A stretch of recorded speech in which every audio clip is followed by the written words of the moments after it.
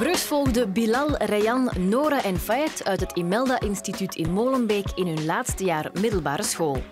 Ze geven hun visie op geloof en relaties, de invloed van corona op hun dagelijks leven en delen hun dromen met hun klasgenoten. Je moet leren om onafhankelijk te zijn. Geld. Zonder geld ben je niemand. Als jij je vaderrol wilt hebben, dan moet je er zijn vanaf het begin. We blikken terug op de strafste momenten van het laatste jaar.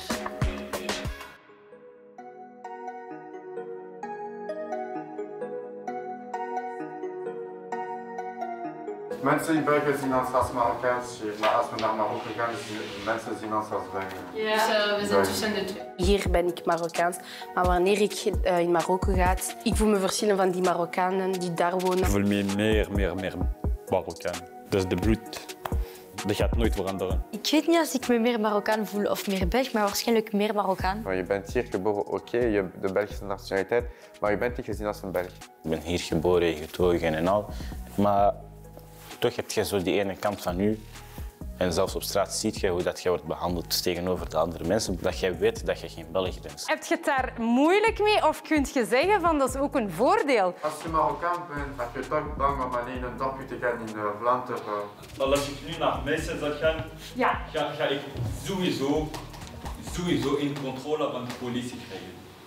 En ik ga mijn hand op de Koran zetten. En dat is echt wat. Mevrouw, ik ben daar, ze hebben echt zo een pano waar ze echt een groep WhatsApp hebben van alle mensen die daar wonen. Ik was daar ooit met verhet, mevrouw. De politie is gekomen door die groep WhatsApp, want mensen zijn bang en ze dachten dat we dieven waren. Er was een tijd dat ik echt letterlijk 3 à 4 keer per dag werd gecontroleerd. Zonder enige reden. 1 keer oké, 2 keer oké, maar 3 keer per dag en dat elke dag bijna, dan word je helemaal zot daarvan. Ze zien een jonge gast in een wagen.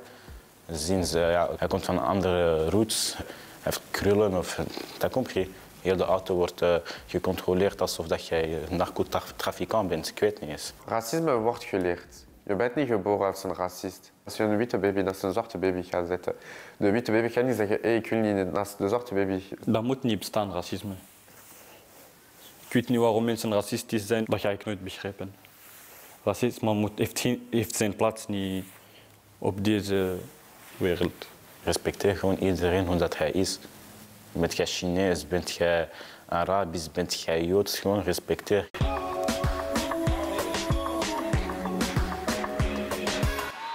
Vind je het moeilijk om gelukkig te zijn, makkelijk om gelukkig te zijn? Ben je gelukkig? Eigenlijk persoonlijk ben ik het beu van deze situatie. We hebben het gevoel dat de enige dingen dat we kunnen doen is naar school gaan, taken maken en thuis blijven. Ik weet niet meer wie dat heeft gezegd, ik denk dat dat u was, dat het een beetje ons jeugd afpakt. In 2020 het is echt moeilijk om gelukkig te zijn. Er zijn momenten dat ik zeg, ik ben nu niet gelukkig. Als je je zo niet goed voelt, praat je daar met iemand over? Ik praat daar gewoon niet over en beetje bij beetje gaat het beter. Schrijf je ergens iets op? Of... Nee. Ik heb geen dagboek of zo. Is er iemand die dat misschien wel heeft? Ik heb geen dagboek, maar in mijn gsm schrijf ik alles. Voor mij is het echt moeilijk om over mijn gevoelens te spreken. Dat is, sinds altijd is het zo en het gaat zo blijven. Ik ben een persoon die vlug mijn emoties aantoont. Ik zeg echt wat ik denk en hoe ik voel me. Ik kan niet veel over mijn emoties praten, ook niet. Dus wanneer dat ik huil, is dat ik echt zo dat emmer echt vol is en dat ik een beetje moet een beetje op mezelf terugkomen. Maar als je echt die verdriet toont, vind je dat je dat kan tonen? Ik denk dat het een zwakte is of een kwetsbaarheid, toen dat je kwetsbaar bent. Ik denk dat het is een gevoel dat iedereen moet normaliseren. Want eigenlijk, huilen, wat is dat? Het geeft een gevoel aan mensen om te begrijpen dat je niet weet hoe je moet dat uiten, maar ze weten hoe je voelt. Ook al heb je een imago van, ik ben een gast, ik moet niet huilen of wat dan ook. Ja, je kunt er niks aan doen. Stel nu dat je jezelf niet meer kan helpen, Ines. Zou je dat overwegen om naar een psycholoog te gaan? Wie kan je beter helpen dan jezelf? Ik denk dat het belangrijk is en dat mensen moeten stappen met je imago dan van een psycholoog zien is alleen schaamte of zo. Want door die stereotypen zijn veel mensen die zelfmoord plegen en geen hulp gaan zoeken naar psychologen. En eigenlijk psychologen helpen veel mensen om niet dit pad te nemen. Ja. Op een moment van mijn leven was ik zeer triestig. Bijvoorbeeld waarom was ik zo in mijn eentje en eenzaam, had mee te maken met de scheiding van mijn ouders. Ik ben vroeger naar een psycholoog geweest. Tijdens de lockdown was het echt niet goed. Ik had zelfs mijn leerkracht gecontacteerd om te zeggen dat ik tijd moest nemen voor mezelf, dat ik zag het niet meer zien. Dat is te veel voor me.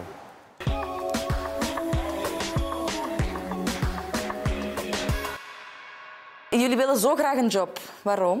Om geld te hebben. Geld te hebben. Tijd is geld. Als je geen geld hebt, heb je geen goed leven. Geld is alles nu. Geld. Zonder geld ben je niemand. Geld is die controleert de wereld. Hè. En soms dat je andere dingen kan verdienen dan geld. Kennis en zo. Muziek, dat vind ik belangrijker dan geld. Ja, sowieso, ik werk alleen maar voor geld. En dan wanneer ik niet wil gaan, ik zeg ja, dat is voor geld. Dus ik ga. In Brussel zijn er meer dan 180 nationaliteiten, dus je gaat daar bijna nooit voor hebben dat iemand u nee zegt voor een job of zo. Toch gaan. Dag weinig. Ja, maar heel weinig. Geen Adel en niet Adel op zijn identiteitskaart daarvoor. Dat is de gemeente die dat zei, dat beter was. Kan meisjes met krulle haar zoals Ines zeggen op hun jobs, nee, hun haren zijn niet goed. Dat is alsof je zei aan iemand die zwart was, wordt wit. Dat is niet normaal. Ja, dat is gelijk. Zeker en vast. Er zijn vaak ouders die het moeilijk hebben om hun kinderen te helpen. Sommige ouders begrijpen zelfs geen Nederlands, maar ze willen het beste voor hun kinderen, dus ze zetten hun kinderen soms in Nederlandstalige scholen. En dat is moeilijk voor hen om hun taken en toetsen te begrijpen. En ik vind het belangrijk dat er nascholingen zijn hier in Brussel. Ik kom eerst en vooral voor de kinderen, maar ik amuseer me ook. Ik vind dat jongeren de koningen zijn van onze wereld. Zij zullen de ouders zijn van morgen. En ik vind het belangrijk om voor de jeugd te zorgen.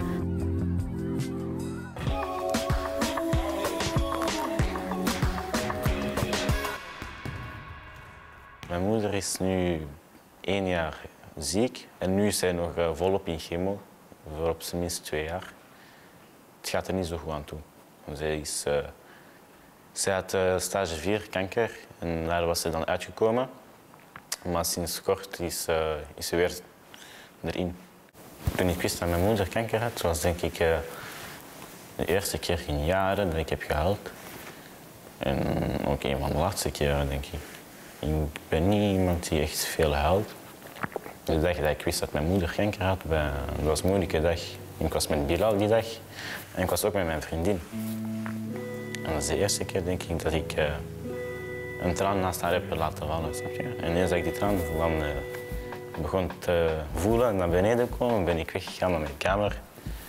En dan kwam Bilal en kwam zij naar boven en voilà.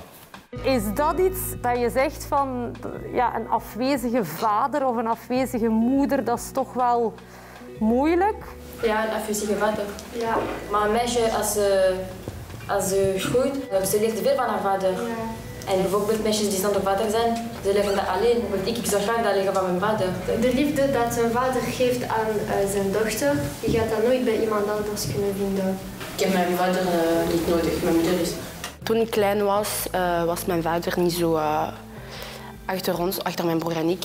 Dat was altijd mijn moeder die alles deed voor ons. Hij is nooit echt een vader geweest voor ons. Als je je vaderrol wilt hebben, dan moet je er zijn vanaf het begin.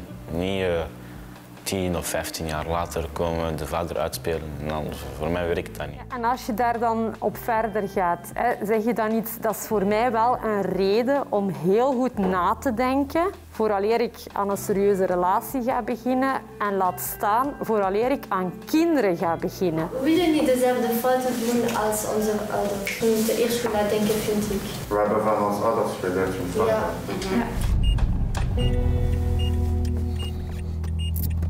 Ik ben opgegroeid tussen de vrouwen. En dan toch heb ik mijn eigen mentaliteit, snap je? Ik heb zo'n beetje wel de mentaliteit van mijn vader. Ik gelijk op veel dingen op mijn vader. Ik heb al een tijdje geen contact met hem. En dat was mijn keuze. Hè? Of ik heb geen spijt, of misschien gaat dat later komen of zo. Hè? Dat weet ik nu niet, maar voor het moment, voilà. Er zijn dingen dat hij doet dat ik niet wil voor mijn kinderen. Bijvoorbeeld afwezig zijn, déjà. Dat is geen optie. Dat maakt het leven van kinderen kapot. Dat is niet wat je moet doen, vind ik.